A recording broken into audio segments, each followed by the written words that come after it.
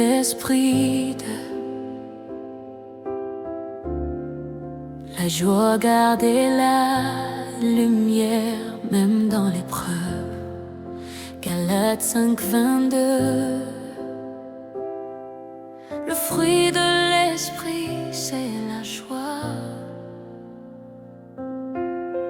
Frères et sœurs, aujourd'hui nous poursuivons notre voyage spirituel à travers les fruits de l'esprit.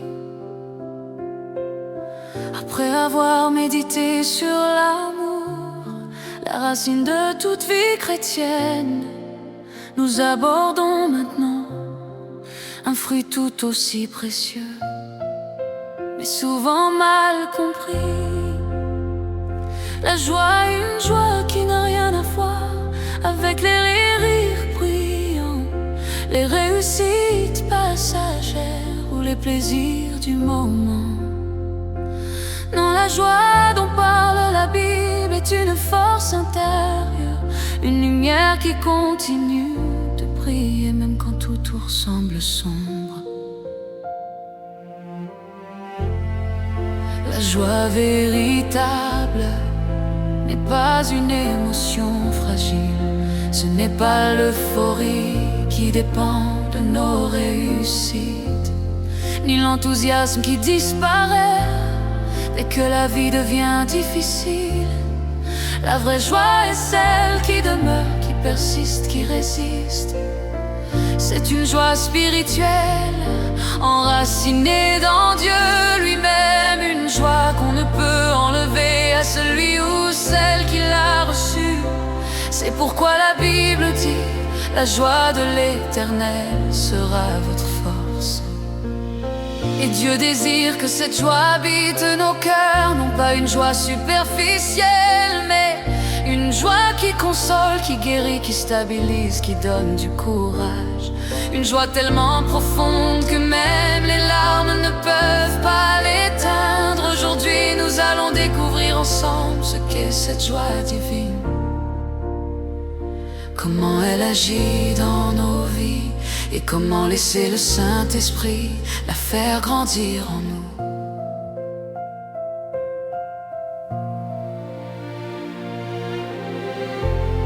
Comprendre la vraie joie selon Dieu, quand Paul dit dans Galates 5:22, le fruit de l'esprit c'est la joie.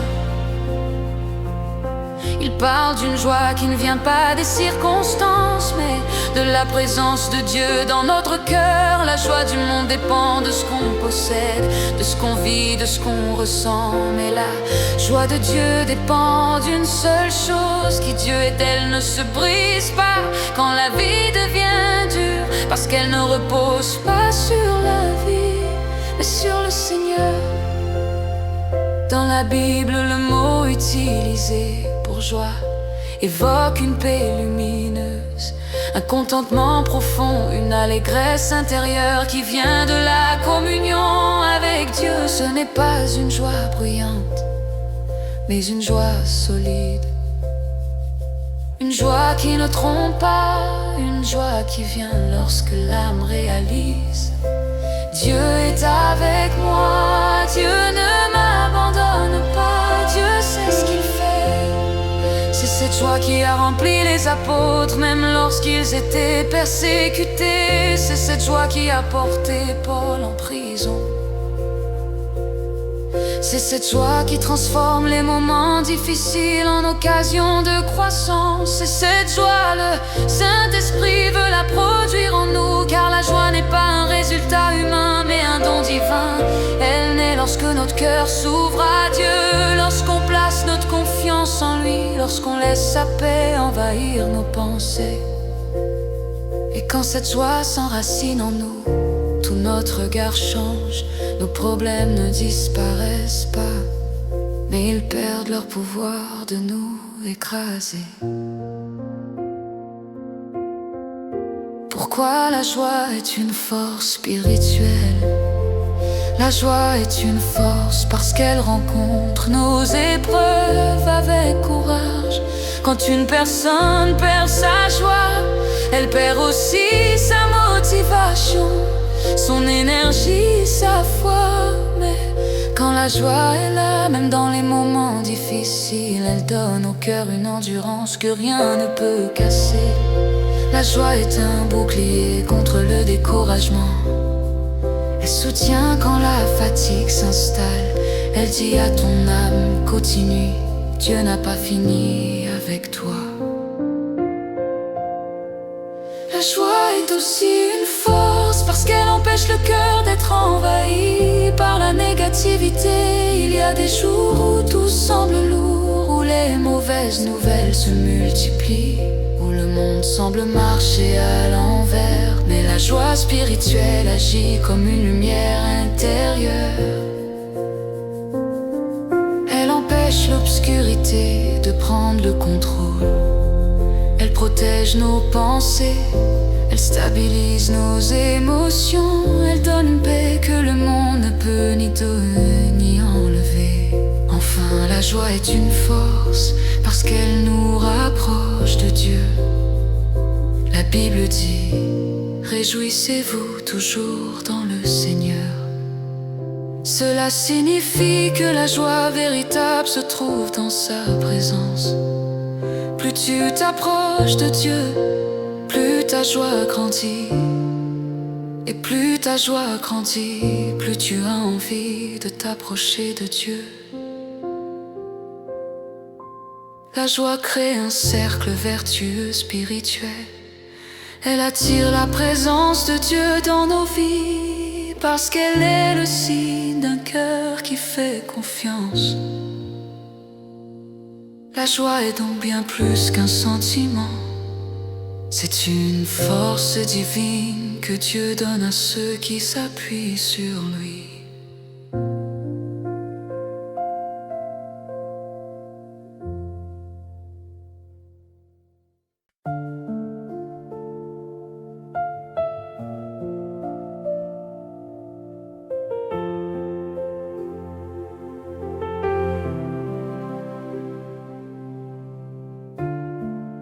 Comment laisser le Saint-Esprit produire la joie en nous, apprendre à se réjouir en Dieu, pas dans les circonstances. La joie véritable commence quand nous arrêtons de baser notre paix sur ce que nous voyons. Dieu ne change pas, ses promesses ne changent pas, son amour ne change pas. Quand notre joie repose sur lui, elle devient stable et intérieure. Cultiver la gratitude au quotidien, la joie pousse dans un cœur reconnaissant. Remercie Dieu pour ce qu'il a déjà fait, pour ce qu'il fait encore, et même pour ce que tu ne vois pas encore. La gratitude ouvre la porte à une joie profonde. Laissez Dieu guérir les blessures qui volent la joie. Parfois la tristesse persiste, parce que des zones de notre cœur sont encore blessées. Le Saint-Esprit veut guérir ces blessures, apaiser ses souvenirs, libérer ses fardeaux. La guérison ouvre la place à la joie. Qu'à nourrir son esprit par la parole de Dieu. La Bible dit, j'ai trouvé ta parole et elle m'a réjoui. La parole de Dieu donne une joie que rien ne peut briser. Chaque verset est une lumière, chaque promesse est une source de paix. 5 prières pour recevoir la joie chaque jour. La joie est un fruit, pas un effort. Demande au Saint-Esprit. Remplis-moi de ta joie, donne-moi ta paix, donne-moi ton regard sur les choses. Plus tu pries, plus le Saint-Esprit remplit ton cœur de lumière. Prière de clôture.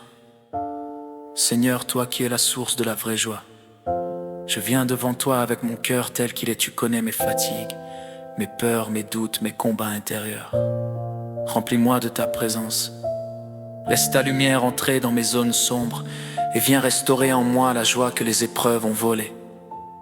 Guéris mon cœur, renouvelle mes pensées et fais couler en moi cette joie qui ne dépend de rien d'autre que de toi. Saint-Esprit, produit en moi une joie solide, stable, profonde, une joie que les circonstances ne peuvent pas briser. Une joie qui me donne force, courage et paix. Fais de moi un témoin vivant de ta présence, que ma vie soit éclairée par ta lumière et que cette joie déborde autour de moi pour toucher ceux qui en ont besoin. Je te remercie, Seigneur, au nom puissant de Jésus-Christ. Amen.